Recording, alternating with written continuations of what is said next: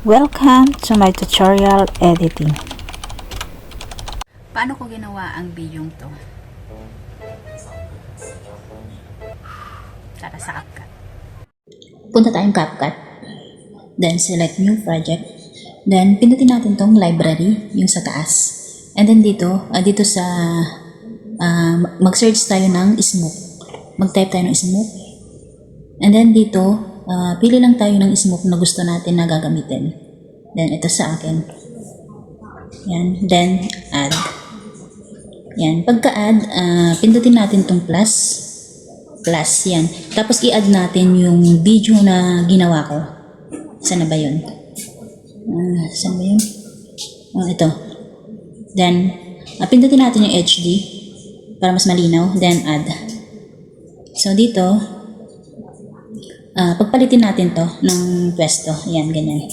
So, start tayo dito sa starting point. So, nakaano pala siya.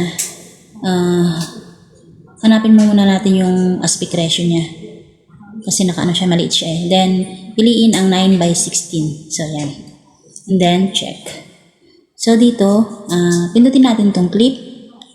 And then, hanapin natin dito yung starting point ng unang clip. Unang clip, starting point. So, ito yung umupo. Yan. Ayan. So, dito pwede na siya dito. And then, split natin. Sa baba, split. Tapos, pindutin natin itong left side. Then, delete.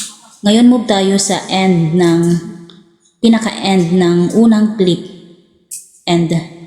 So, ito, yung bago siya tumayo. Move natin. Yan. Tapos, split. Pindutin natin yung clip. Then, split. Ngayon, huwag muna natin mag-delete. I-move natin sa, hanapin natin yung starting point ng second clip. So, dito yung nakaupo siya. Yung lumipat na siya. Pindutin ang split dito sa baba. Ito sa split sa baba. And then, itong middle clip, i-delete lang natin. Tapos, move tayo sa dulo. Hanapin naman natin yung pinaka-end ng second clip. Pinaka-end. So, dito, pwede na dito, yung tumayo siya.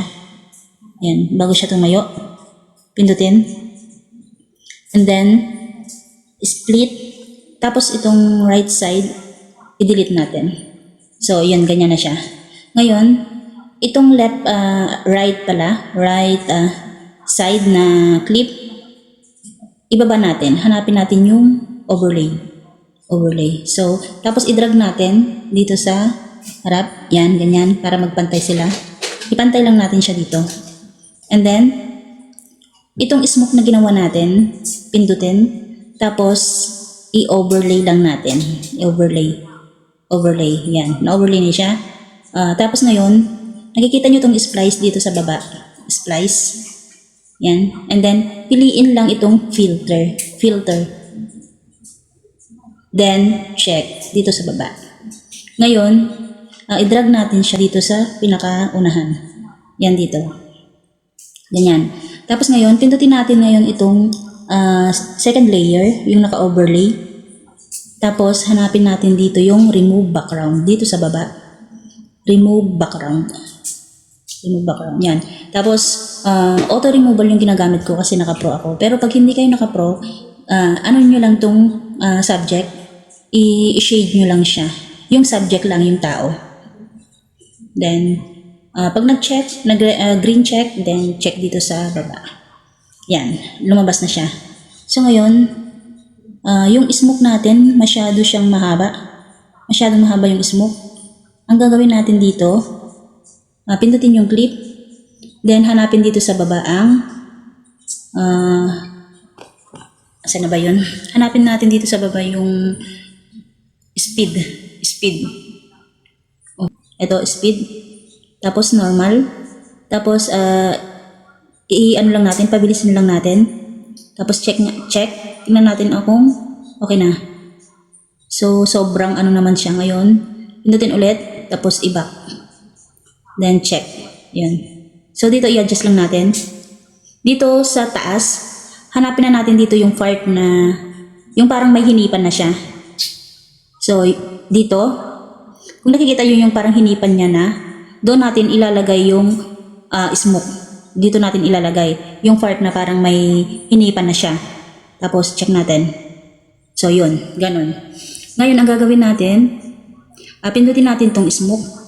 Tapos, maglagay tayo ng keyframe. Pindutin natin tong keyframe. Magkakaroon siya ng red diamond. Tapos, ano natin? Move.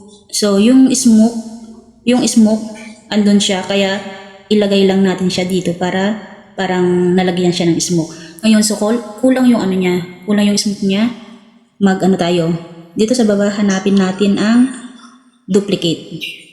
1, 2. Siguro pwede na itong 3 kasi 3 yung ginamit ko. So, ito, ibaba lang natin dito sa tapat ng smoke na isa. And then, itong pangatlong smoke, ibaba lang din natin.